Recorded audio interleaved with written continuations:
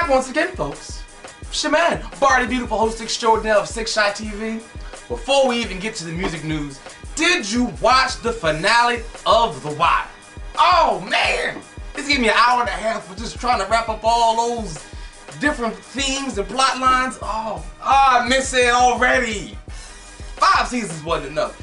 People who think The Sopranos was better than The Wire are crazy. I'm not saying The Sopranos wasn't great, but I have a feeling that outside of like the Super Harlem Globetrotters, the cartoon, The Wire is the best TV show I have ever seen. Oh man, 5 seasons of greatness. I mean, just to be able to kill off characters that was important and still get on and have great series. I thought when they killed Stringer, that was gonna be the downfall, and it just got better and better and better. Oh man, did you see Michael turn into a stick-up kid? That was crushing.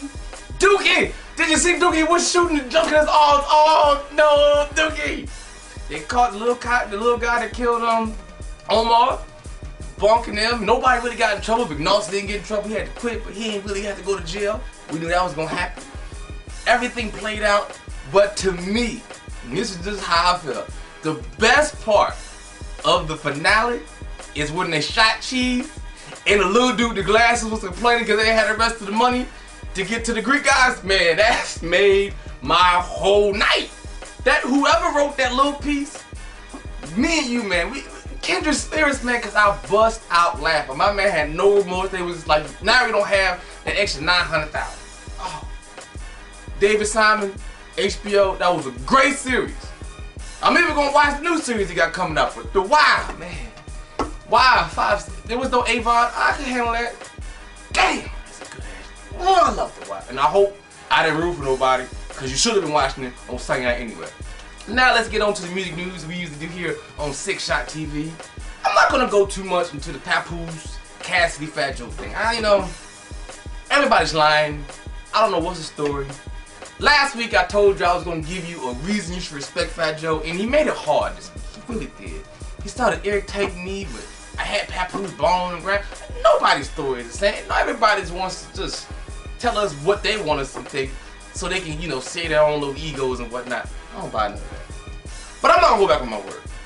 Regardless of the things Fat Joe said this week that annoyed the hell out of me, you out there, even if you don't like Fat Joe, I think you should at least respect Fat Joe, because he is from a previous generation of rappers and he is still relevant. And I have to give him credit for that. I mean, listen, the old Fat Joe, the DITC Fat Joe, and this new one are 2 different people.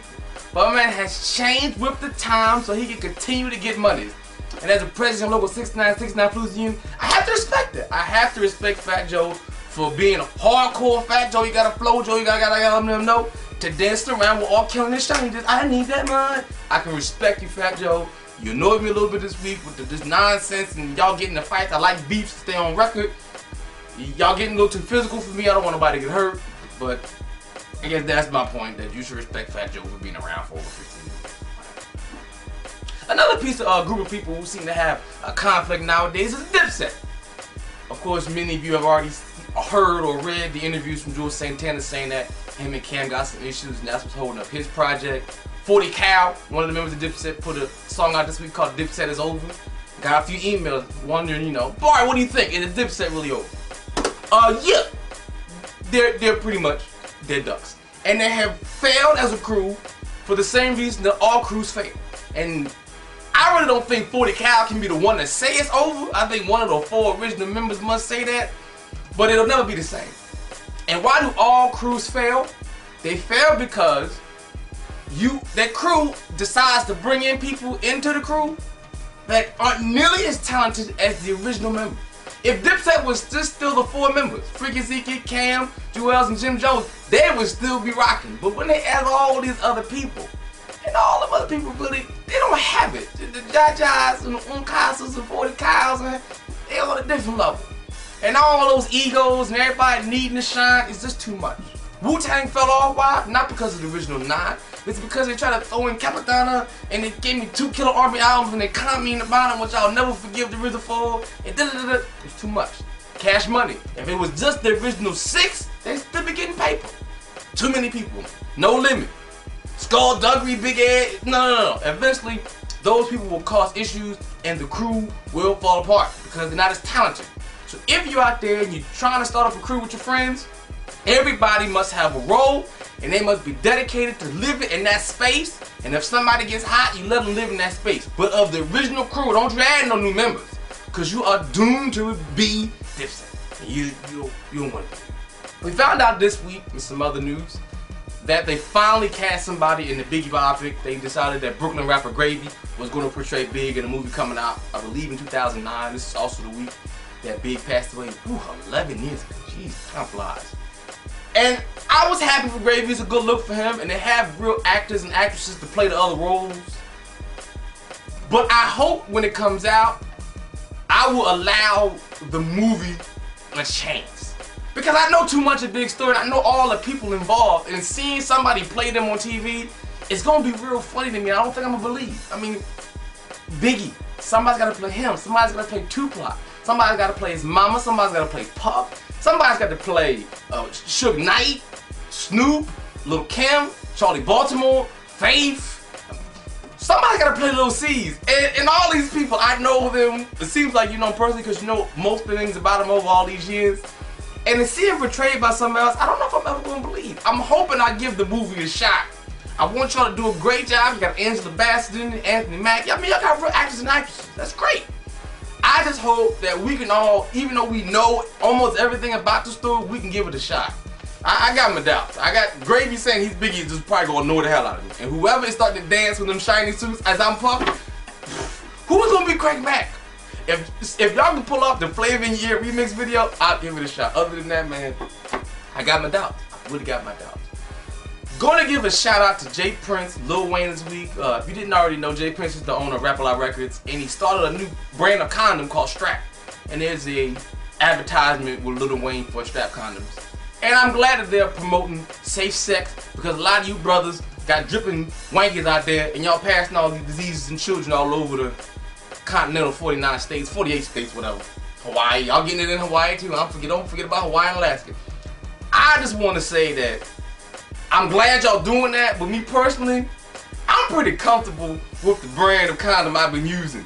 And you know, I don't really like to get the tricky condoms. I know there's like a condom emporium, you can get all different types and lights and colors. I just like mine functional. And that's fine. I mean, I just don't trust I don't trust this condom promoted by Lil Wayne. It's just me. I'm gonna stick with the regular brand at CVS. Okay, wherever they sell Strap, they probably got other stuff, the light bright. I need my condoms functional, baby. That's just me. If you like different types of stuff, I support them for promoting safe sex. My wanky has a certain brand. It's been working for 27 years. I'm gonna stick with it. If you want to try new things, try it. So be it. Shout out to VH1 for giving Luke his own reality show. I don't know what it's gonna be about. I think it's gonna be about the freaky side, the family side. That's great. The opportunity once again to have Luke dancers on national television is a good thing. Who cares about the plot? Luke hasn't been on TV since that wonderful, wonderful show. It's not as good. It wasn't as good as The Wire. But back in the day on BET late nights, he had his little freaky show, Freaky Tales, whatever it was called. Luke dances on VH1. It's a great thing. If he can have a casting call and just have him acting crazy, I'm all for it.